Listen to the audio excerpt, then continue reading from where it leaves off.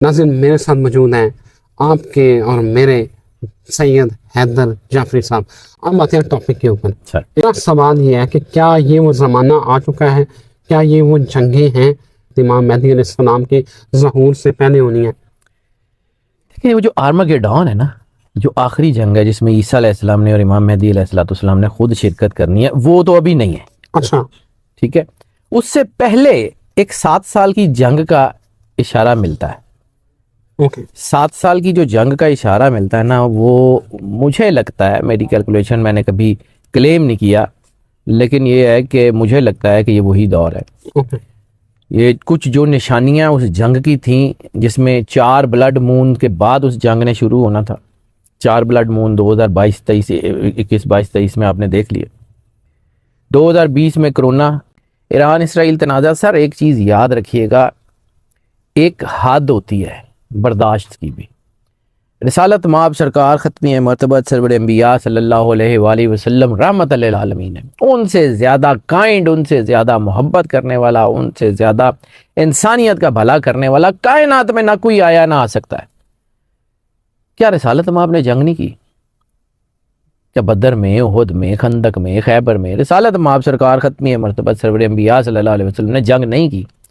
तो जंग की है ना। कई गज़वात हैं, कई सिरिये हैं जो रिसालत माब के ज़ाहिरी जो है वो वजूद तो अभी उनका मौजूद है, अब तो मालिक तो मौजूद है, लेकिन ज़ाहिरी जब उनकी जो है सिन मुबारक चल रहा था तो तब भी हुए। तो ये होने हैं।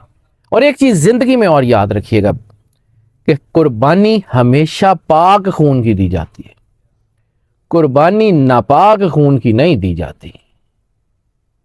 ये जो पाक खून है ना, ये कोई बड़ा ही कोई ख़ास है मुसलमानों का कि दुनिया जहान में ये खून बहाया जा रहा है, पूरे ग्लोब के ऊपर मुसलमानों का खून है। तो आपका क्या ख्याल है कि इस खून की तासीर इतनी भी नहीं है कि जो है वो बातिल मिटती जाए? वक़्त तो आना है, वक़्त तो आना, कीमत तो देनी पड़ती है, हर हाल में देनी पड़ती है। मुसलमानों के ऊपर इतना जुल्म हो गया, बर्मा में रोहिंग्यास के ऊपर हो गया, म्यांमार में, इराक में, शाम में। लेकिन एक चीज़ और है, 2 अहम हदीसें जो मुझे इस ज़िम्न में याद हैं, मेरे ज़हन में आती हैं। मैंने फिर कह रहा हूँ कि मैंने कभी क्लेम नहीं किया कि I am just the ordinary one. एक रसूलुल्लाह सल्लल्लाहु अलैहि वसल्लम ने फरमाया कि जब शाम से आग के शोले बुलंद होने शुरू हो ना, तो आने वाले फितनों के लिए तैयार रहना।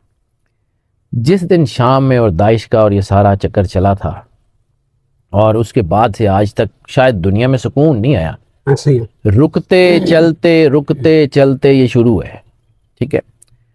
दूसरी हदीस, और तुम देखोगे कि वो लोग कि जिनके पास पहनने के लिए जूते भी नहीं हैं, वो दुनिया की बड़ी ताकतों की नाक जमीन पर रगड़ देंगे।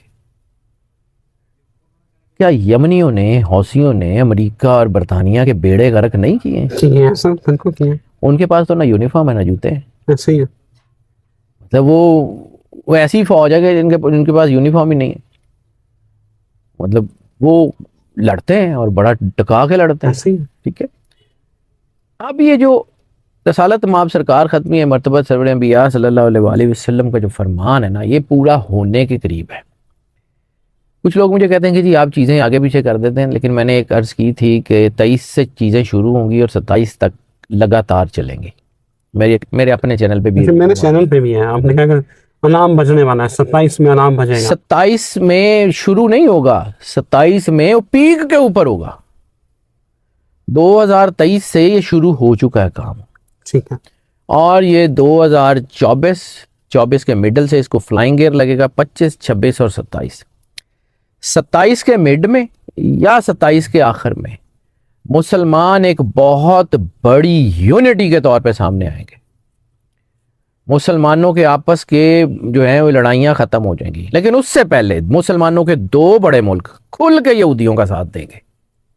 अच्छा, एक का तो आपने देख लिया। जी देख लिया। ठीक है, दूसरे को भी देख लो।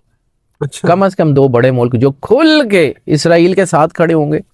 उनको कोई परवाह नहीं कि फ़लस्तीन के बच्चे मर गए हैं, कोई परवाह नहीं फ़लस्तीन में क्या हो रहा है, उनको कोई परवाह नहीं कि चीज़ें किस तरफ जा रही हैं। सर उस मुल्क के बादशाह के लिए बाकायदा ट्रेंड चला है कि हमें तुमसे प्यार है।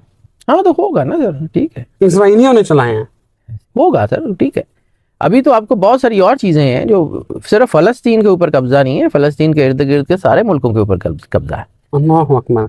मुसलमान वो भाईजान, मैं बार बार ये कहता हूँ, मैं बड़े दुखे हुए दिल से कहता हूँ, जो अल्लामा साहब ने कहा था, हमारे तो किताबों में से अल्लामा इकबाल को निकाल ही दिया गया। हमारी किताबों में तो सिवाय वो पहाड़ और गैलरी के और कुछ छोड़ा ही नहीं इन्होंने। अल्लामा इकबाल की जो शायरी है वो तो कुछ और है, तो कुछ और शायरी है। वो तो ना सिर्फ अल्लामा मोहम्मद इकबाल ने हमें आइडेंटिफाई किया कि तुम्हें ये प्रॉब्लम्स आ सकती हैं बहैसियत उम्मत मुस्लिमा, और उसका इलाज ये है, सिर्फ बताया नहीं कि ये प्रॉब्लम्स हैं। वो वाकई हकीमुल उम्मत इसलिए हैं कि उन्होंने इलाज भी बताया है। वो तुझी ना करो, डॉक्टर का काम तो दवाई देना होता है, ना खाएं। हमने तो जितना ज़्यादा, हमने तो जो है ना अल्लामा इकबाल के घर को ताज़ीम तो क्या देनी थी, हमने कायद आज़म मोहम्मद अली जिन्ना को ताज़ीम तो क्या देनी थी, हमने तो उनके मज़ारों को पता नहीं क्या क्या किस किस चीज़ के लिए अड्डे इस्तेमाल करते हैं उनके। कायद आज़म मोहम्मद अली जिन्ना के कत्ल में मुलव्विस हैं हम लोग।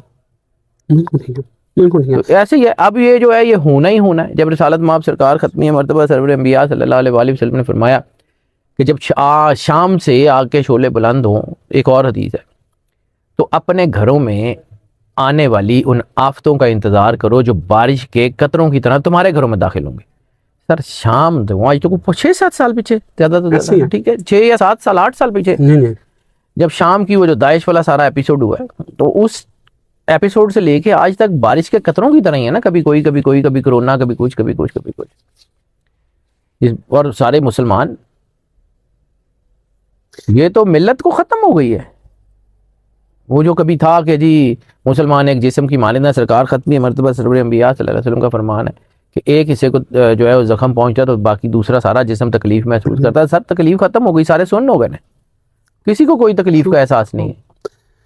सच्ची मेरा सवाल ये है कि फिर ये वो जो 7 साल की हम जंग कह रहे हैं, ये इमाम मेहदी अलैहिस्सलाम के ज़हूर से कमन होनी है, कब अब ये चलेगी जंग? ये जंग अभी चलेगी सर। ये यूक्रेन और रशिया भी खुलेगा, साउथ चाइना भी खुलेगा, शुमाली कोरिया भी बीच में आ रहा है। आपका क्या ख्याल है? मैं बार बार मैं गवादर का जिक्र करता हूँ, ऐसे ही है। ये जंग हमारे दरवाजे तक आएगी सर? साड़ियाँ कंधा तक आएगी, दरवाजा तो बड़ी दूर रह गया, साड़ी छत तक पहुँचेगी। अच्छा, ये आग हमारी छतों तक पहुँचेगी, दरवाजे तो बहुत दूर रह गए। आपका क्या ख्याल है? इतना आसान है? ये वो इलाका है जहां हम मौजूद हैं, ये वो इलाका है जिसके बारे में सरकार ख़त्मी मरतबा सरवर अंबिया सल्लल्लाहु अलैहि वसल्लम ने कहा था कि मुझे यहाँ से ठंडी हवा आती है। अब इस इलाके की सफाई होगी, और ऐसी सफाई होगी कि दुनिया देखेगी, दुनिया देखेगी। पाकिस्तान जो है ना, इसकी सफाई बड़ी ज़रूरी है, क्योंकि ये इमाम मेहदी अलैहिस्सलाम के किलों में से एक किला बनेगा।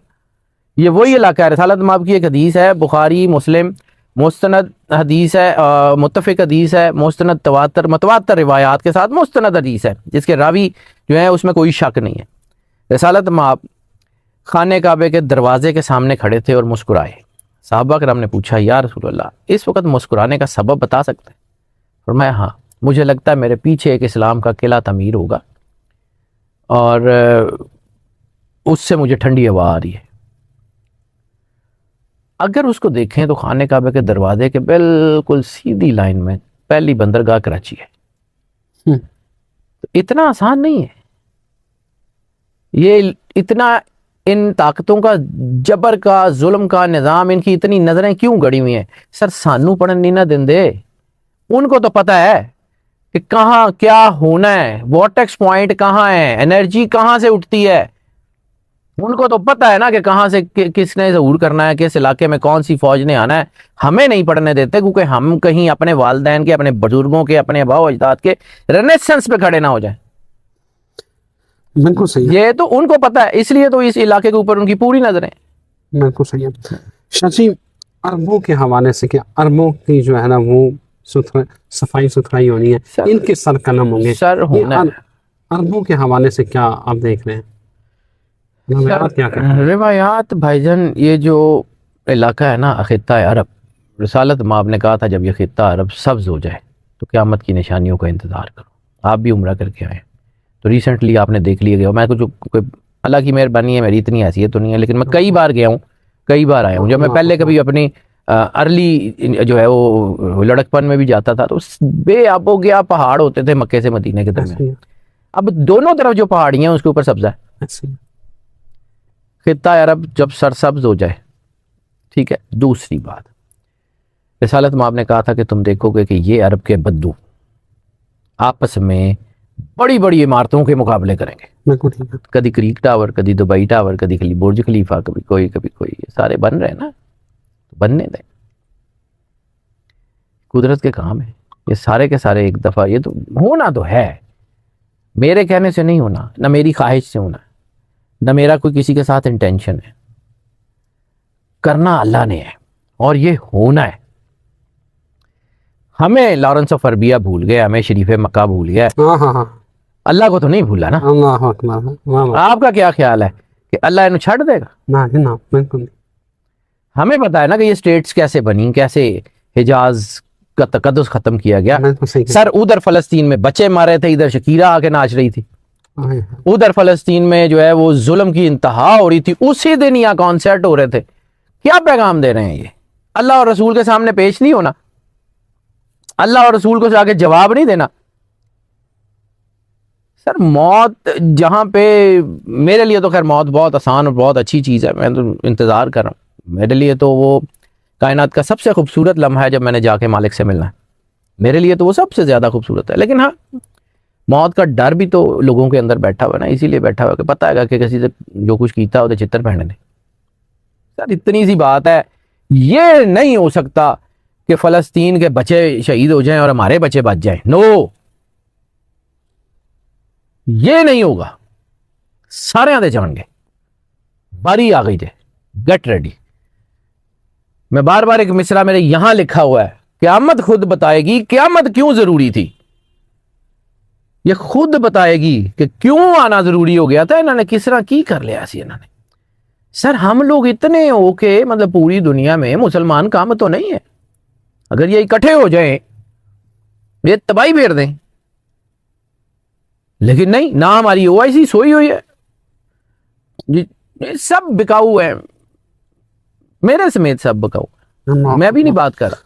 अल्लाह आपको जिंदगी दे। शाह जी ये बताएं कि ये जो काले झंडों वाले लश्कर हैं जिन्होंने शाम से, रवायात में आता है कि शाम से निकलेंगे, वो आर्मागेडॉन और है, वो गज़वा हिंद और है, ये गज़वा हिंद नहीं है। वो सिनेरियो क्या बना है? वो गज़वा क्या होने वाला है? ये तो बड़ी जंग है, ये जो तीसरी जंग है ये, उसके बाद अब जब आबादी कम हो जाएगी, लोग थोड़े रह जाएंगे, फिर दोबारा गेम शुरू होगी एंटी क्राइस्ट और क्राइस्ट की, और फिर उसके बाद गज़वा हिंद होगा। ये कब्जा तो होना है। हमारे यहाँ ये ख्याल है कि जो लाल किले ते परचम, सर साडा नहीं झंडा लगन लगा उथे, वो इस्लाम का झंडा लगने का जिक्र है, वो पाकिस्तान का झंडा लगने का जिक्र नहीं सही, बिल्कुल ठीक है। वो कुछ और चीज़ है। वो जो अरब जो है, तुम अपने जो है हिंदुस्तान के बादशाहों को जंजीरों में जकड़ के लाओगे और ईसा इब्ने मरियम को अपने दरमियान पाओगे, वो वाली हदीस के पूरे होने में अभी वक्त है। बिल्कुल ठीक है। तो शायद तीसरी आलमी जंग का मंजरनामा आप देख, मुझे बिल्कुल क्लियर नजर आ रहा जी, ये तीसरी आलमी जंग जल रही है, और मुझे बड़ा डर है कि ये एटम बम चलेंगे इसमें। अल्लाह, मुझे बड़ा डर है, मैं बड़ा सीरियसली कंसर्न हूँ। लेकिन ठीक है, अगर अल्लाह ने ऐसे ही लिखी हुई है तो बिस्मिल्लाह, दुनिया के किसी कोने पे भी चले जाइए, आ जानी है। जो मर्जी इकट्ठा कर लें आ जानी है, जितना मर्जी सामान ले आए आ जानी है। मौत ने कहा से इजराइल डरा की में रोकोगे?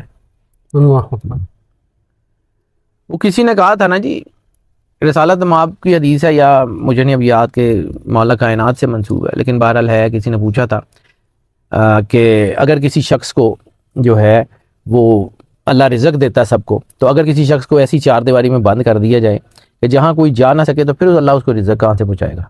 तो मौला कायनात का मेरा ख्याल फरमाना है, आपने फरमाया था वहीं से आएगा जहाँ से उसकी मौत आएगी। अल्लाह अकबर, अल्लाह अकबर।